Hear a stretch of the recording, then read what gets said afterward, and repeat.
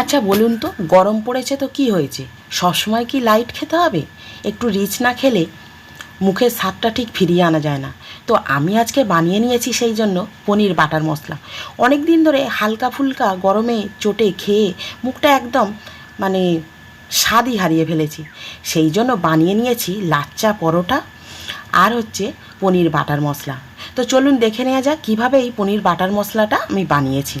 প্রথমেই কড়াতে আমি বাটার দিয়েছি আর এর মধ্যে ফোড়নে তেজপাতা, লবঙ্গ, এলাচ, দারচিনি দিয়ে দিয়েছি।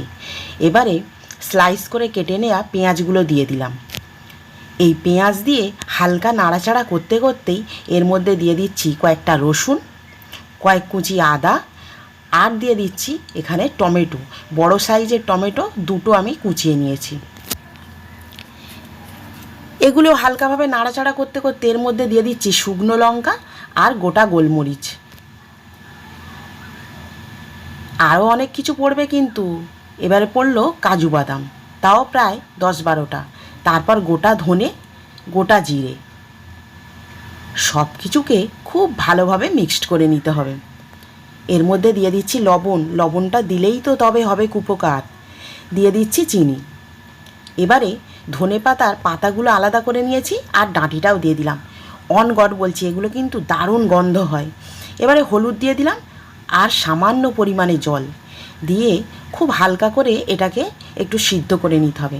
তারপর একটা পাত্রে ঢেলে নিয়ে আমি একটু ঠান্ডা করে নেব। গরম অবস্থায় কিন্তু কখনোই মিক্সিং জারে দেবেন না। ঠান্ডা করে নিয়ে এবারে মিক্সিং জারে দিয়ে দিলাম। এদিকে গ্রাইন্ড করে নিচ্ছি আর এদিকে আমি কড়ায় সাদা তেল দিয়েছি আর একটা বাটারের টুকরো দিয়ে দিলাম কিছুটা রসুন কুচি, একদম মিহি করে কুচিয়ে নিলাম। হালকা গন্ধ বেরোতেই দিয়ে দিচ্ছি পেঁয়াজ কুচি আর কাঁচা লঙ্কা কুচি। আর এদিকে এটা মিক্সিং জারে একদম মিক্স হয়ে গেছে আর আমি ছেঁকে নিচ্ছি। ছেঁকে নিলে এর যে ব্যাটারটা খুব সুন্দর মিহি হয়। এবারে এটা দিয়ে দিলাম আর কালারের জন্য দিয়ে দিচ্ছি কাশ্মীরি লঙ্কার গুঁড়ো। এবারে পনিরের টুকরোগুলো আমি এর মধ্যে দিয়ে দিলাম আর দিয়ে দিচ্ছি এখানে কাসুরি মেথি, তাও একটু হাতে ঘষে নিয়ে, আর ধনেপাতা কুচি। এতে কিন্তু গন্ধটা দারুণ হবে। হালকা করে নাড়াচাড়া করে নিয়ে এবারে দিয়ে দিচ্ছি এর মধ্যে একটু ক্রিম।